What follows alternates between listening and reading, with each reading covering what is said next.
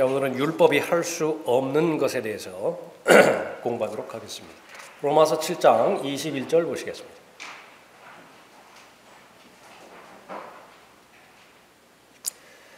하나님의 은혜를 통해서만 할 수 있는 것이 있는데 그것은 율법을 통해서는 결코 할 수 없다라고 하는 결론을 기록하고 있는 본문입니다. 21절 그리하여 내가 한 법을 발견하노니 그것은 내가 선을 행하고자 할 때 악이 나와 함께 있다는 것이라. 내가 속사람을 따라 하나님의 법을 즐거워하나 내 지체들 속에 있는 또 하나의 법이 내 생각의 법과 싸워 나를 내 지체들 속에 있는 죄의 법에게로 사로잡아 오는 것을 보는도다. 오, 나는 비참한 사람이로다. 누가 이 사망의 몸에서 나를 구해낼 것인가.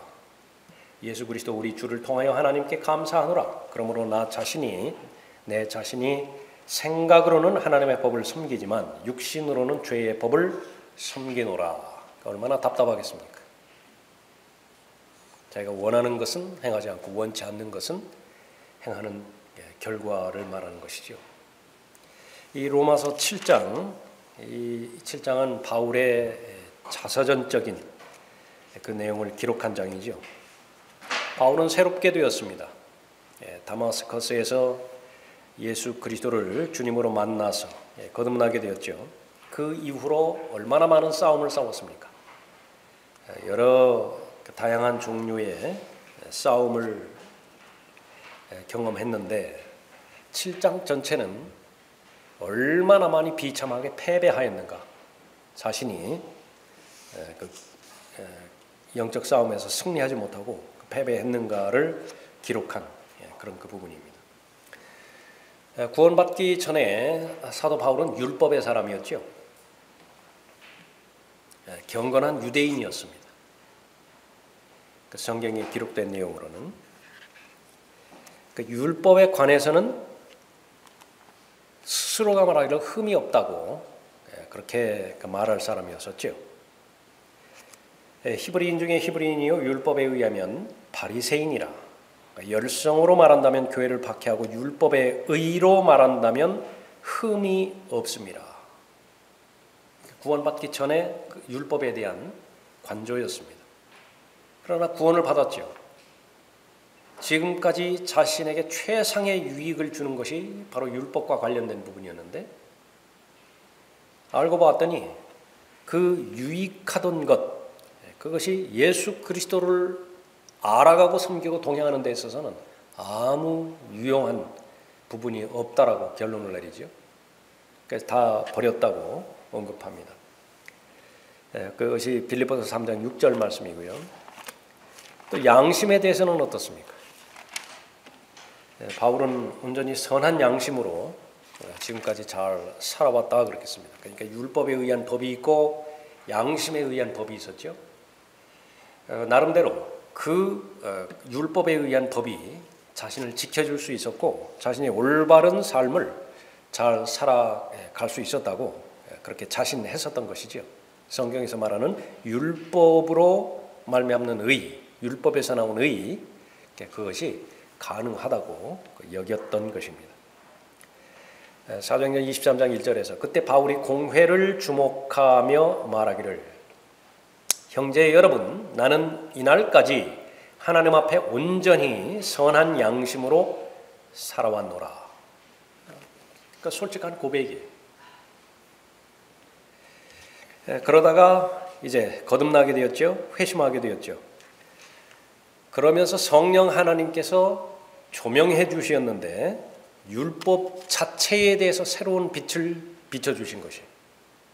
그러니까 율법의 속성이 무엇인가. 율법이 영적인 것임을 알았습니다. 로마서 7장에서 계속 언급하고 있는 것이죠. 율법을 지금까지 지켜왔는데 그 결과 율법이 말하는 결론은 자신이 정죄받은 사람이라고 하는 사실이죠. 그것을 새롭게 보았던 것입니다. 지금까지는 율법을 계속해서 지킴으로 인해서 자기가 살아있는 사람이라고 인정을 한 거예요. 그러나 마침내 그 계명이 왔죠. 조명을 받아서 그 계명의 본질을 깨닫게 되자 자신은 죽어버린 거예요. 그것이 바로 율법에 대한 계시였습니다. 내가 예수 그리스도의 몸으로 인해서 이제 율법에는 죽었다라고 고백을 하죠. 성령께서 바울 안에 내주하고 계시죠. 그 성령의 능력으로 죄와 사망의 법에서 해방된 것입니다. 이것이 7장과 8장에서 계속해서 언급하는 부분입니다. 7장에서는 불가능한 것, 그것만 계속해서 언급하고 있어요. 율법으로는 아무것도 이루어지지 않아요. 율법은 마치 거울과 같습니다. 모든 것을 다 비춰주는 거예요. 그러나 깨끗하게 해주지는 못해요. 율법은 마치 계측기와 같습니다. MRI와 같고 CT와 같고 엑스레이와 같아요. 가장 깊숙이 있는 부분까지도 그 흠과 점과 잘못된 부분에 있어서 다 드러내주는 거예요. 그러나 그것을 고쳐줄 능력은 없어요. 고쳐주지는 못하는 것입니다. 그래서 그 부분들을 바로 잡아주고 회복시키고 다시 살게 해주는 능력은 이제 우리가 앞으로 공부해야 되는 은혜의 능력입니다. 그래서 그 율법이 할 수 없는 것, 이게 법과 관련된 부분인데 로마서에서 이 율법과 관련돼서 6가지의 법이 등장을 합니다. 시간 되는 대로 그 법에 대해서 언급하고 찾아보도록 하죠. 로마서 3장 19절 보겠습니다.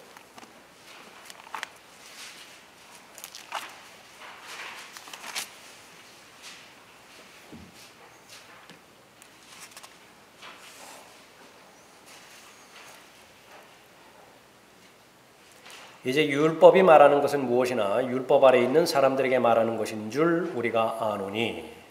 교리적으로는 유대인들이죠. 율법 아래 있는 자들. 목적은 무엇이냐? 이는 모든 입을 막고 절대로 자랑하지 못하게 한다는 것이죠. 온 세상이 하나님 앞에 죄가 있게 하려 함이라. 이거 율법의 기능이었습니다. 역할이었죠. 그러니까 제일 먼저 등장하는 것이 모세의 법으로서 말하는 율법이에요. 그 기능은 정죄하는 법입니다. 이 율법을 지켰다고 해서 절대로 칭찬하지는 않아요. 법의 특징입니다. 살인죄에 대해서 기록하고 있는데 그 살인죄를 범하지 않았다고 해서 칭찬하지 않아요. 도로교통법이 제시가 되었는데 그것이 적용되었는데 그것을 지켰다고 해서 칭찬하지는 않아요. 그러나 지키지 못했을 때, 범했을 때 반드시 책임을 묻습니다. 그 역할만 하는 거예요. 그 법을 지켰다고 해가지고 뭐 자랑할 거리가 없어요. 근데 만약에 지키지 않았을 경우에 이제 어떻게 되는 것이냐? 그건 반드시 책임을 묻는 것인데 그것은 범죄한 것이죠. 그것은 사망입니다. 죄의 삭은 사망이죠. 20절에 그러므로 율법의 행위로는 그분 앞에 의롭게 될 육체가 없나니 이는 율법을 통해서는 죄의 깨달음이 있음이니라 말씀하셨습니다. 그래서 이 정죄의 그 목적으로서 그 제시되는 모세의 법, 그 율법, 그것은 온 세상이 하나님 앞에 죄가 있게 하려는 목적이에요. 그래서 그 율법이 구약의 율법이 주어진 목적을 말하고 있는 것이죠. 성경에서 그 로마서에서 의롭게 됨에 대해서 계속해서 소개하고 있습니다. 죄인이 하나님 앞에서 이 옳음을 법적으로 선언받는 것이에요. 의롭게 된다라고 하는 것은. 법정에서 말하는 것은 무죄 판결로 확정짓는 것을 말하는 것이죠. 그런데 그 재판관이 누구냐 그러면 바로 하나님이신 거죠. 죄인에 대해서 선언을 하는데 그것이 당신은 옳다라고 그렇게 말하는 것이 바로 의롭게 됨이죠. 모든 입을 막는다 그렇게 말했습니다. 율법 아래 있는 자들 얼마나 많이 자랑하고 싶겠습니까? 그러나 자신의 의를 자랑하지 못하도록 이 모세의 법이 막는 것입니다. 또 온 세상이 하나님 앞에 죄가 있게 하려 함이라 그랬죠. 이 유대인뿐만 아니라 이방인들도 자랑하지 못하는 것입니다. 살펴본 것처럼 유대인에게는 율법이 있는 반면에 이방인들에게는 양심에 새겨주신 율법이 있었다고 그랬죠. 그것을 지키는데 실패했습니다. 그래서 유대인이건 이방인이건 하나님 앞에 모두 죄인인 것입니다. 그래서 양심에 의해서 정죄를 받든지 이방인의 경우, 성경에 의해서 정죄를 받든지 유대인의 경우죠. 온 세상이 다 하나님 앞에 죄가 있게 하려는 것입니다. 그것이 바로 정죄를 목적으로 하는 모세의 법이에요. 두 번째는 법 자체로서 제시되어지는 율법이 있습니다. 율법의 본질이 무엇이냐라고 하는 것이죠. 3장 21절 다음 절입니다. 그러나 이제는 율법 없이 하나님의 의가 나타났으니 율법과 선지서들을 통해 증거된 것이니라. 곧 하나님의 의는 예수 그리스도를 믿음으로 인한 것으로 모든 자와 믿는 모든 자에게 미치나니 차별이 없느니라. 이제는 하나님의 의가 나타났다라고 21절에서 언급하고 있죠. 그 초림입니다. 예수 그리스도께서 마침내 나타나셨어요. 때가 되었기 때문에 여자에게서 나게 하셨죠. 율법 아래 나게 하셨죠. 목적은 무엇입니까? 율법에서 요구하는 의를 이루기 위해서. 하나님의 의인은 예수 그리스도께서 나타나셨습니다. 하나님께서 이 예수 그리스도께서 하나님의 의가 되시기 위해서는 율법과 전혀 무관한 삶을 사신 것이 아니라 반대로 율법 아래서 나셨고요. 율법의 의무 가운데서 사셔야만 됐던 것이죠. 일생 동안 죄 없는 완벽한 삶을 살아내셨죠. 다 이루었다 그렇게 말씀하셨을 때 율법을 다 이루신 것입니다. 유일한 분이시고 유일한 선언이신 것이죠. 그래서 예수님께서 지상에 계시는 동안에 모든 율법을 이루셨던 것입니다. 마태복음 3장 15절에서는 예수께서 대답하여 그에게 말씀하시기를 이제 허락하라. 우리가 이렇게 하여 모든 의를 이루는 것이 합당하도다. 예수님께서 그 침례를 받으셔야 되는 그런 부분들은 율법의 가운데서 단 하나라도 예외사항이 없이 모두 다 이루게 하는 것이 합당하다. 합법적이에요. 바로 그 목적을 위해서 예수 그리스도께서 이 땅에 오신 것이죠. 또 로마서 8장 3절에서는 율법이 육신을 통하여서는 연약하여 할 수 없는 것이므로 율법이 할 수 없는 것이에요. 그러니까 육체를 통해서 율법의 목적을 이루는 것이 불가능해요. 오늘 공부하는 결론이죠. 그것은 불가능해요. 왜냐하면 연약하기 때문에 그렇죠. 하나님께서 죄 때문에 자신의 아들을 죄 있는 육신의 모양을 보내 죄 있는 육신의 모양으로 육신으로 나타나신 하나님이시죠. 그릇이 필요했습니다. 죄를 담을 수 있는 그릇이 필요했다. 그 육신의 죄를 선고하셨으니 이는 율법의 의가 우리 안에서 이루어지게 하려 함이라. 율법의 의는 반드시 이루어져야 돼요. 누구 안에서요? 모든 사람 안에서. 그래야 하나님의 법을 만족시킴으로 인해서 하나님께서 당신은 옳다라고 너는 옳다라고 그렇게 선언을 하죠. 의롭게 됨이에요. justification. 근데 그것은 우리는 육체가 연약하기 때문에 육체를 통해서 율법의 의를 이루는 자체가 원천적으로 불가능하죠. 대신해서 예수 그리스도께서 육신으로 나타나셨고 육체의 행위를 통해서만 이룰 수 있는 율법을 완성하신 것이죠. 그래서 그 하나님의 의가 되셨는데 그 하나님의 의를 내가 받아들일 때 소유하는 거죠.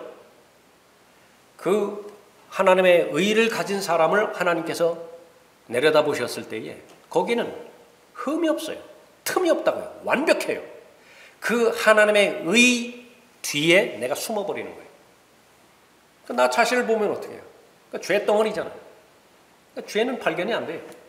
하나님의 의밖에 하나님께서는 보이시는 것이 없다. 선언하시는 것입니다. 의롭다고. 그래서 각 죄인은 개개인적으로 율법의 의를 이룰 필요가 없는 것입니다. 율법의 의를 이룰 능력도 없죠. 그래서 예수 그리스도께서 율법 없이 하나님의 의가 나타났다 그렇게 말했을 때에 죄인이 각 개개인이 율법을 지키는 것 없이 율법을 지키는 것 그 괄호로 묶고 그것을 건너뛰어서 하나님 자신의 의를 하나님께서 우리에게 주신다라고 그렇게 언급하는 것이죠. 그 주시는 형태는 무엇입니까? 보수의 형태가 아니라 선물의 형태. 값없이 주시는 거예요. 거절하지만 않는다고 한다면, 거부하지만 않는다고 한다면 하나님의 의를 소유하는 것이죠. 그러나 이제는 율법 없이 하나님의 의가 나타났으니 어느 날 갑자기 근거 없이 나타난 것이 아니라 율법과 선지서들을 통해 증거된 것이니라.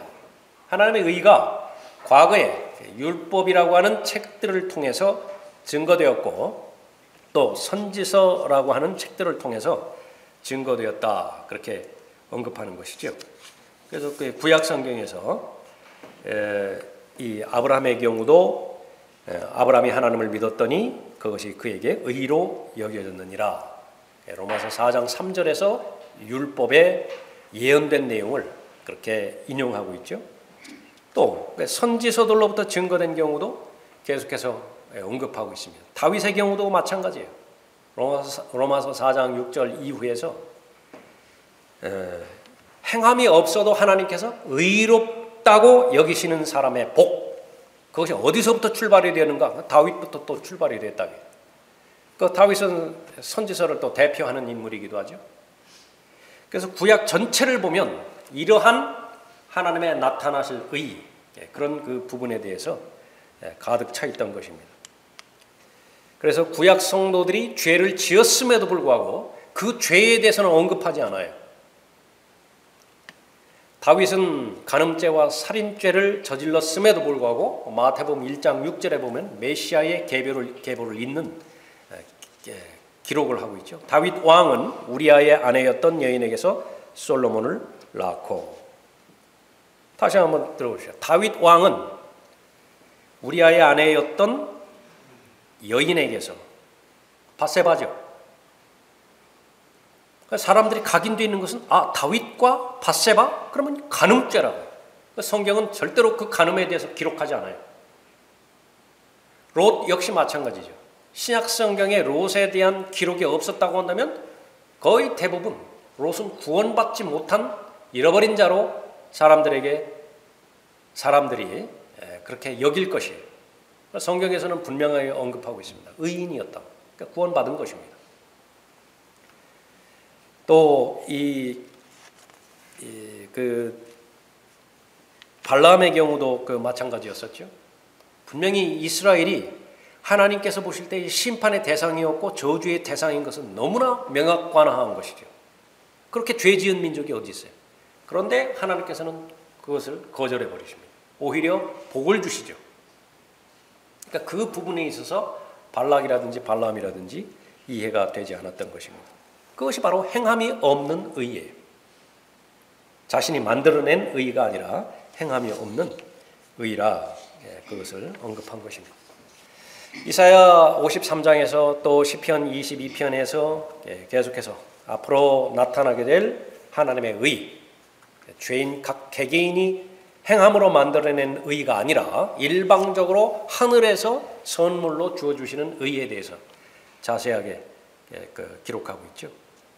그래서 그것이 바로 하나님의 의였습니다. 그래서 하나님의 의는 율법을 행함으로 인한 것이 아닌 것이에요. 예수 그리스도께서 나타나셨을 때에 그 안에서 발견되는 의였던 것이죠. 믿는 모든 자에게 주시는 하나님의 의였습니다. 자, 세 번째로는 이제 믿음의 법인데, 이 믿음의 법은 자기 의를 부정하는 믿음의 법이에요. 3장 27절 보십시오. 그러므로 자랑할 때가 어디 있느냐? 있을 수 없느니라. 무슨 법으로냐? 행위의 법으로냐? 아니라 오직 믿음의 법에 의해서니라. 그러므로 우리는 사람이 율법의 행위들이 없이 믿음으로 의롭게 된다고 단정하노라. 자랑하지 못하게 하는 것이죠. 믿음의 법입니다. 하늘나라에 올라간 사람 가운데서 자신의 행위에 대해서 자랑할 수 있는 사람이 있는 것인가? 본문에서 언급하고 있는 것은 단 한 사람도 없어요. 나는 회개하고 침례 순종했기 때문에 하늘나라에 올 수 있었다. 나는 다른 사람들보다는 죄를 덜 지었기 때문에 하나님의 은혜를 더 많이 받을 수 있는 근거가 있었고, 그 근거가 있었기 때문에 나는 여기에 올 수 있었다. 나는 끝까지 배교하지 않고 견딜 수 있었기 때문에 하늘나라에 올 수 있었다. 그렇게 자랑하지 못하게 하는 것입니다. 내가 지상에 있을 동안에 얼마만큼 선한 사람이었는지 절대로 자랑하지 못하게 만드는 것이죠. 오히려 하늘에 올라가서 하나님을 경배하고 하나님을 찬양했을 때 오늘 찬송 불러드린 것처럼 피를 노래하는 것입니다. 보혈을 찬송하는 것입니다. 그 보혈의 공로로 있게 되어지는 것이, 그 보혈의 공로 때문에 나의 가증스러운 죄들과 또 더러운 죄들, 숨기고 싶고 가려야만 되었던 그런 죄들이 다 정결하게 깨끗하게 되었었죠. 그래서 그것이 바로 죽임을 당하신 어린 양의 그분께 권세와 또 지혜와 영광과 존귀, 능력, 그것이 영원토록 있게 되어지는 것이죠. 그것을 경배하는 것입니다. 그것이 이제 그 믿음의 법이고요. 그 자기 의를 부정하는 법입니다. 네 번째 법은 이제 그 죄의 법입니다. 생각의 법이 있고 죄의 법이 있는데 둘이 싸워서 죄의 법이 이기는 거예요. 7장 21절 보십시오.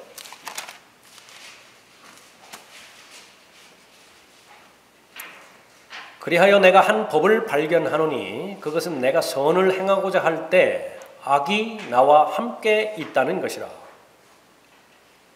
선을 행하고자 할 때 악이 나와 함께 있다는 것이라. 23절에 내 지체들 속에 있는 또 하나의 법이 내 생각의 법과 싸워 나를 내 지체들 속에 있는 죄의 법에게로 사로잡아 오는 것을 보는도다.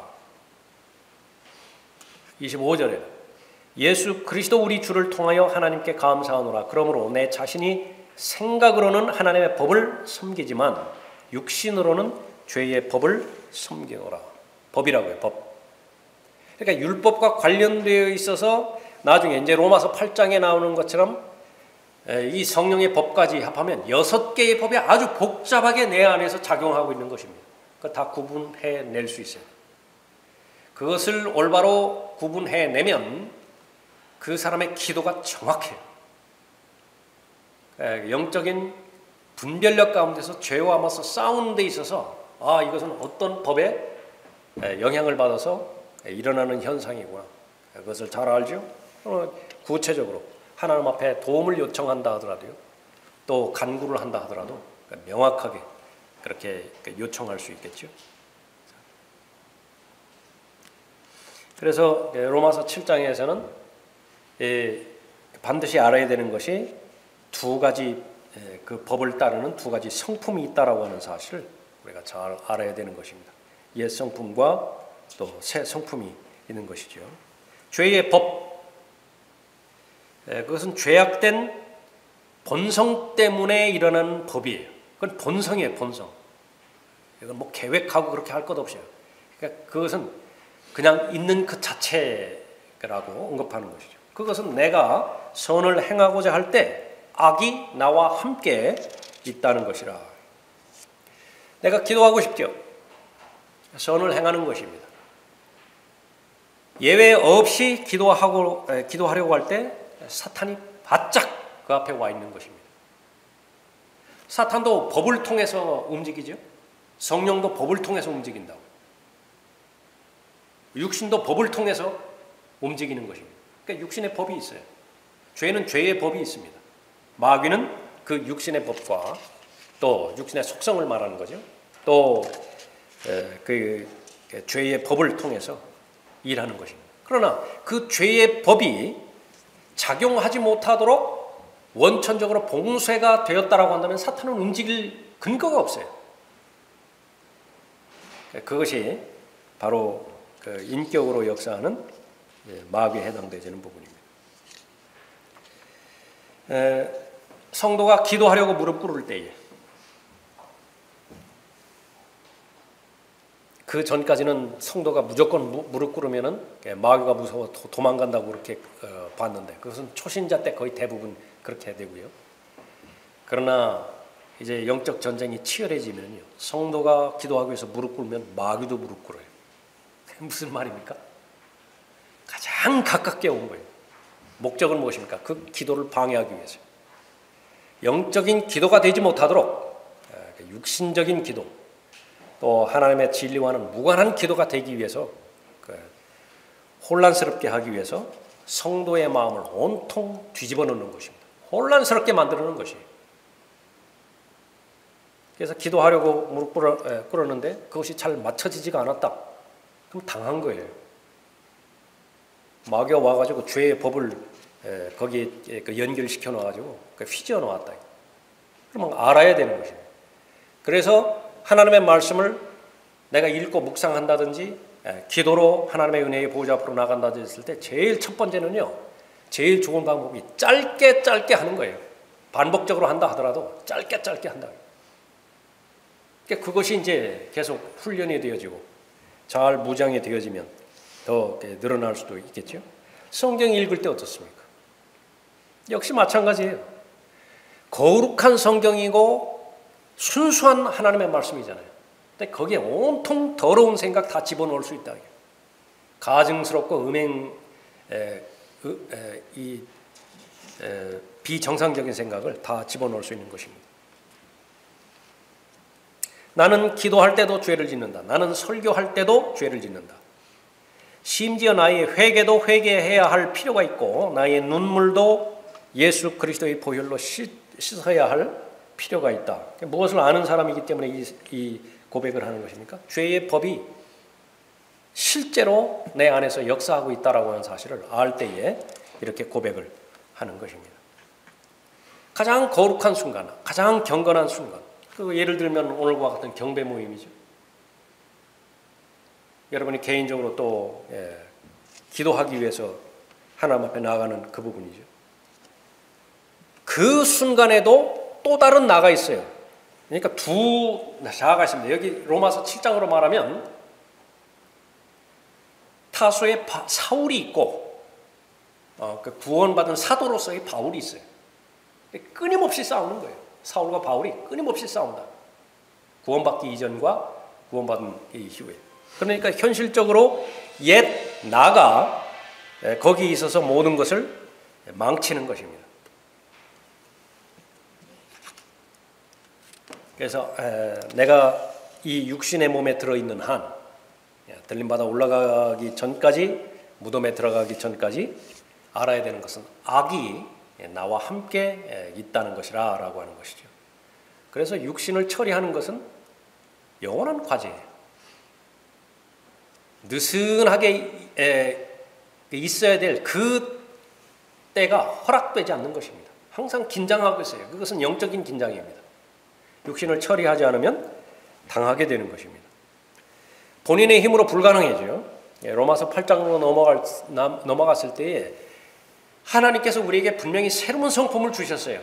새로운 나가 생긴 거예요.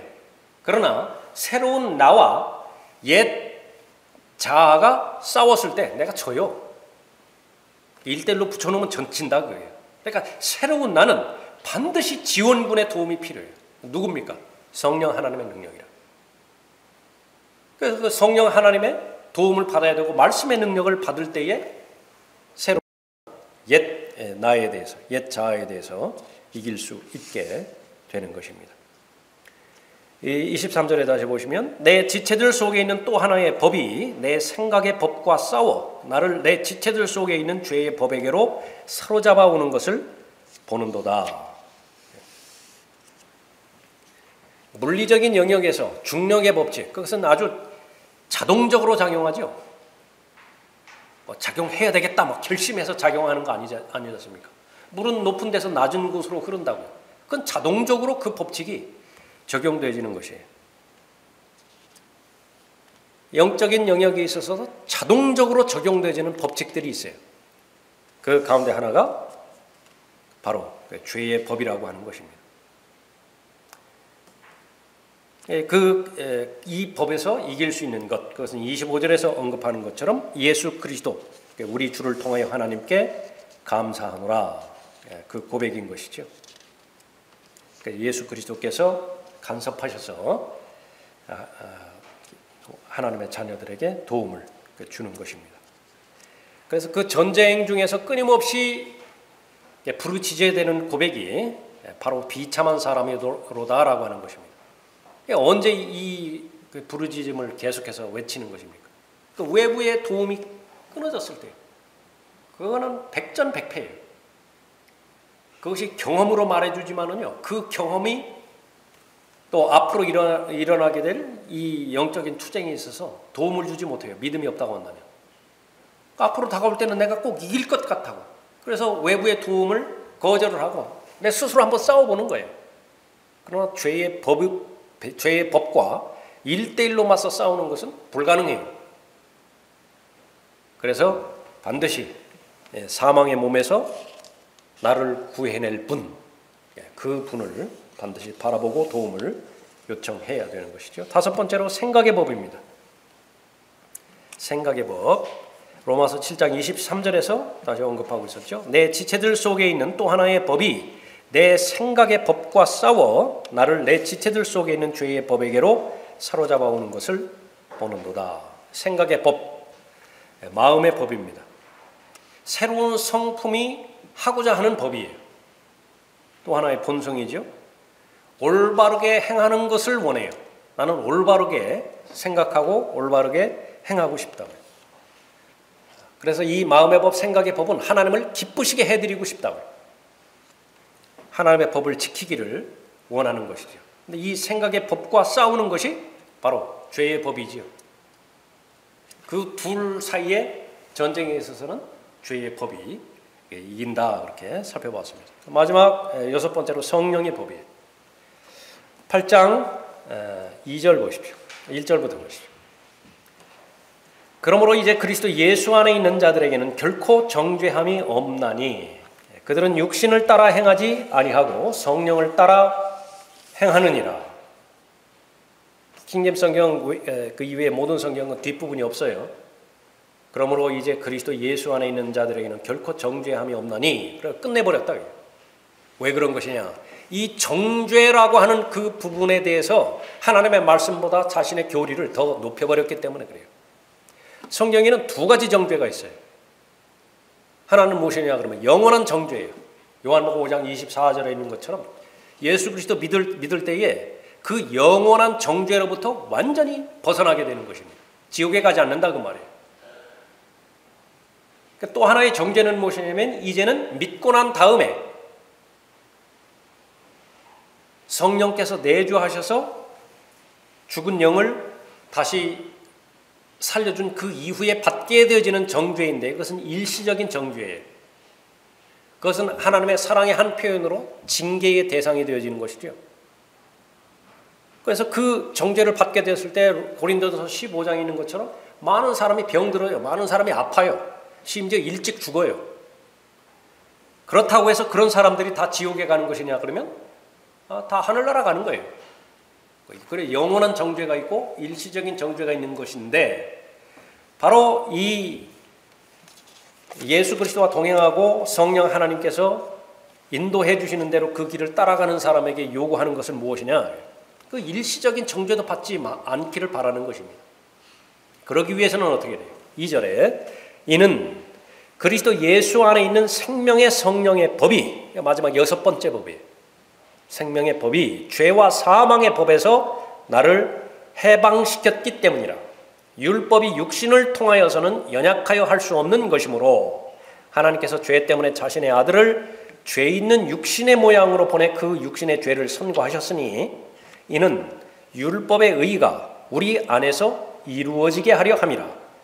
우리는 육신을 따라 행하지 않고 성령을 따라 행하는 자들이라. 성령의 법은 육신의 뜻을 따라 행하는 것을 단호히 거부하고 대신에 성령을 따라서 또 성령을 따라 행하기로 결정하는 것이죠. 문제는 이제 생각입니다. 어떤 사람들이 육신을 따라서 행하는 것이냐? 육신적인 생각을 많이 하면 육신적인 생각이 내 마음의 보좌에 앉아버렸어요. 그러면 육신을 따라서 행할 수밖에 없어요. 그러나 그 하나뿐이 없는 마음의 보좌에 성령 하나님께서 말씀을 통해서 인도하시는 것을 내가 내어드렸다. 그러면 그 생각은 바로 영적인 생각들을 하게 되어지는 것이죠. 그래서 이 죄의 법으로부터 구해낼 수 있는 능력, 그것은 성령의 법인데 그 성령의 법이 그리스도인 안에서 그렇게 작용하게 되어지는 것이죠. 모세의 율법이 정죄를 가져왔다고 한다면 그 정죄로부터 구해내는 능력을 가진 법, 그것이 바로 성령의 법인 것입니다. 그러니까 누구에게 그러면 성령의 법이 적용될 것인가? 굴복하면 돼요. 복종하면 되는 것입니다. 성령 하나님께 복종하면 그것이 이루어지는 것입니다. 그래서 다시 한번 반복하는 것이지만 새로운 본성, 그 새로운 본성 자체만으로는 육신을 이기지 못해요. 그렇게 강하지 못한 것입니다. 그렇기 때문에 성령 하나님의 도우심이 절대적으로 필요하고 또 하나님의 말씀의 능력, 하나님의 말씀의 도움이 절대적으로 필요한 것입니다. 세탁기 안에 어린아이가 들어가서 죽은 사건이 있었어요. 얼마나 발버둥 쳤겠어요? 그 안에서 나오려고. 불가능해요. 그건. 그러나 외부에서는요, 고리 하나만 탁 열면 돼요. 그거보다 쉬운 거 없어요. 하나의 그림입니다. 성령 하나님의 도우심을 완전히 차단시키고 단절하고, 그 다음에 내가 본능적으로 자기 의를 앞세우려고 하는 본성이 있으니까 그것은 죽을 때까지 고쳐지지 않아요. 계속해서 작용한다고요. 자기가 해보려고 하는 거예요. 자기가 해보려고. 왜 그러냐 그러면은 바로 이 죄의 법이 요구하는 것은 절대로 하나님을 신뢰하지 못하게 만들기 때문에 그래요. 구원받자마자 기도하는 법을 배울 수 있고요. 구원받자마자 하나님의 말씀의 능력을, 그 도움을 요청하는 법을 배웠다고 한다면 그건 복종의 복이에요. 근데 적지 않은 경우에, 많은 경우에 이 사도 바울의 이 자서전적인 이 경험, 고백을 거쳐요. 문제는 짧으면 짧을수록 좋아요. 이 로마서 7장이 내게 미치는 영향. 거의 대부분 로마서 7장에 머무르다가 잠깐 로마서 8장으로 건너와서 한두 번 경험하고 내가 이 지상의 삶을 떠났다. 매우 안타깝죠. 매우 아쉽죠. 아주 그 제한된 시간인데 이 지상의 삶은. 그러니까 이 성경이 이러한 부분들이 기록된 그 부분들은 가능하면 빨리 로마서 7장을 벗어나라. 그 비결은 무엇입니까? 하나님 말씀이 있는 대로 믿으면 돼요. 6가지의 법이 있구나. 그 가운데서 나를 해방시키는 것. 그것은 바로 성령의 법이라고 하는 사실을 우리가 잘 아는 것이죠. 그래서 그리스도인은 자기가 원하는 대로 사는 사람이 아니에요. 자기 의대로 자기 의를 실현시키는 사람이 아닌 것이죠. 주님의 소유이기 때문에 주님께서 원하시는 대로 살아야 되는 사람이죠. 하나님께서 피값 주고 사주셨기 때문에 그래요. 그렇게 살 때에 가장 만족스럽고 또 가장 행복하고 가장 가치 있는 삶을 살 수 있기 때문에 그런 것이죠. 그렇게 살지 못하면 어떻게 돼요? 그렇게 살지 않는 사람도 있잖아요. 그러나 반드시 대가는 치러야 돼요. 대가는 치러야 된다. 이 지상에 사는 동안에 열매 없는 삶을 각오를 해야 되고요. 그냥 없어요. 아무것도 없어요. 그냥 생존에만 매달리는 겁니다. 다만 그 대가가 아무리 크다 하더라도 구원에는 영향을 미치지 못할 뿐이에요. 그런 사람도 죽으면 하늘나라 간다. 자, 오늘은 그렇게 율법이 할 수 없는 일들에 대해서 살펴봤습니다.